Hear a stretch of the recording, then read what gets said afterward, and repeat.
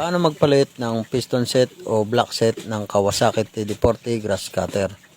Mga kaibigan, gaya ng nasabi ko sa ating mga naunang video na madali lang i-maintenance itong ating mga 2-stroke na grass cutter.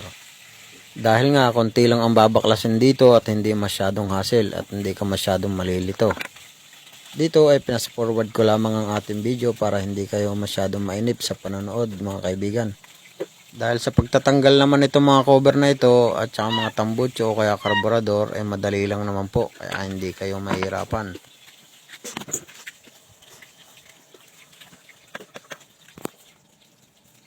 At bago nyo nga pala itaob itong makina ninyo ay tanggalan nyo po muna ng gasolina, pati yung karburador ay tanggalin nyo rin. Pero bago nga pala ang lahat, dapat may mga tools kayo bago kayo mag DIY mga kaibigan. Importante po ang tools kasi kung wala kayong tools, hindi kayo makakapag DIY.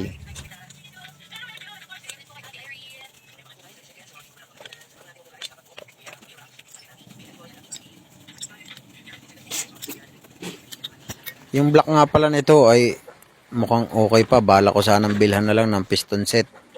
Kaso medyo worn out na din ano. Kumbaga wala naman siyang gas-gas. Medyo malalim na lang yung pagkakahukay ng kanyang block.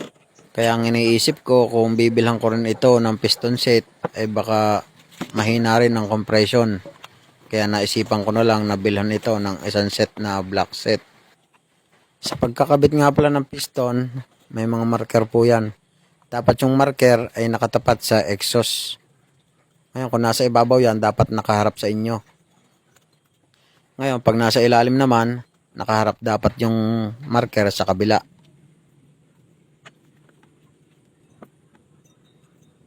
At sa pagkakabit naman po ng block ay hindi kayo malilito. Yung exhaust, yung malaking butas ng block ay sa tapat ng marking ng piston.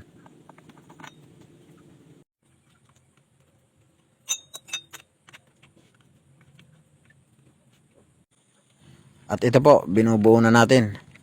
Panoorin nyo na lang po hanggang dulo. Hanggang sa umandar mga kaibigan.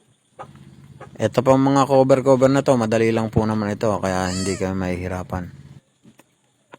At kung nakaabot ka naman sa parating ito ay baka naman kaibigan. Pwedeng pakipollow, like, and repost mo na rin. Baka sakaling makatulong sa iba.